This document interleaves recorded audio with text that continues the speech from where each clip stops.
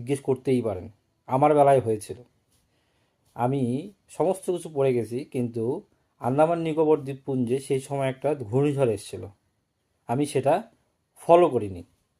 আমাকে ইন্টারভিউ বোর্ডে যথারীতি আমাকে আমার সাবজেক্ট জিজ্ঞেস শোনার পরেই আমাকে আমার ভূগোল বিষয়ে প্রশ্ন শুরু করেন তারা। আমি যথারীতি অনেকগুলো প্রশ্নের উত্তর দেওয়ার পরে তারা বলে যে সম্প্রতি আন্দামান নিকোবর দ্বীপপুঞ্জে একটা ঘূর্ণিঝড় এসছে, আর সেটার নাম বলতে বলেছিলেন। আমার মনে ছিল না। আমি সত্যি কথাটাই বলেছি যে স্যার, আমি দুদিন নিউজ পেপার দেখিনি, আমি বলতে পারছি না। সেই সঙ্গে সেদিনই রাত্রে তামিলনাড়ুতে জয়ললিতা, তামিলনাড়ুর তৎকালীন মুখ্যমন্ত্রী জয়ললিতা মারা যান। তার আগের দিন রাত্রে সেখানে পনির সিলভম বলে একজনকে, আমার এখনও মনে আছে, পনির সিলভমকে মুখ্যমন্ত্রী করা হয়। তিনি কোন পেশার সঙ্গে যুক্ত ছিলেন? পেশা, এ ধরনের প্রশ্ন আমাকে করা হয়েছিল।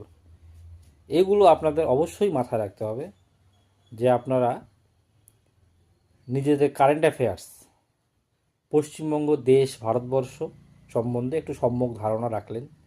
ধরুন আমেরিকার প্রেসিডেন্ট ডোনাল্ড ট্রাম্প কোন পার্টির সদস্য, কোন পার্টি থেকে নির্বাচিত।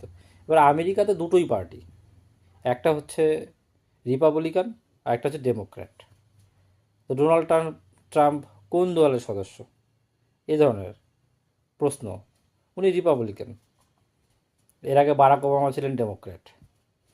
এ ধরনের প্রশ্ন সহজ সরলের মধ্যেই পড়ে, যেটা আমরা যারা প্রতিনিয়ত আপনারা খবরের কাগজ পড়েন তাদের পক্ষে এগুলো সাধারণ ব্যাপার মনে রাখা। আচ্ছা, এটা গেল একটা পার্ট। দ্বিতীয় পার্টে আসি, চাইল্ড সাইকোলজি। অবশ্যই আপনাকে দুটো চাইল্ড সাইকোলজি প্রশ্ন করবে, বা করছে প্রত্যেককে। কী কী করছে? চাইল্ড সাইকোলজিতে প্রথমেই আপনাকে শিশু মনস্তত্ত্ব নিয়ে কিছু প্রশ্ন হবে। যেমন এরকম ভাববেন না যে শিশুদের মানে কোন মতবাদের কে প্রবক্তা, এগুলো না। আপনাকে স্কুলে পড়াতে গেলে যে ফেস করতে হবে, যেরকম ধরুন একটা প্রশ্ন যে আহ, বিদ্যালয়ে একটি শিশু এসে পটি করে দিয়েছে,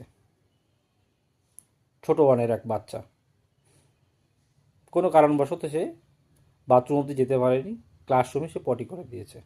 আপনি সেখানে উপস্থিত, আশেপাশে কোনো সুইপার বা কিছু পাবেন না। এক্ষেত্রে আপনি কি করবেন? এই পরিস্থিতিতে আপনি কিভাবে হ্যান্ডেল করবেন? আপনি কি উত্তর দেবেন ভেবে যেতে হবে আপনাকে। যে আমি, একটা সাধারণ উত্তর ধরুন হতে পারে যে আমি যখন বিদ্যালয়ে যাই তখন আমি প্রত্যেকটি শিশুর অভিভাবক হিসেবেই কাজ করি। শিক্ষক মানেই সে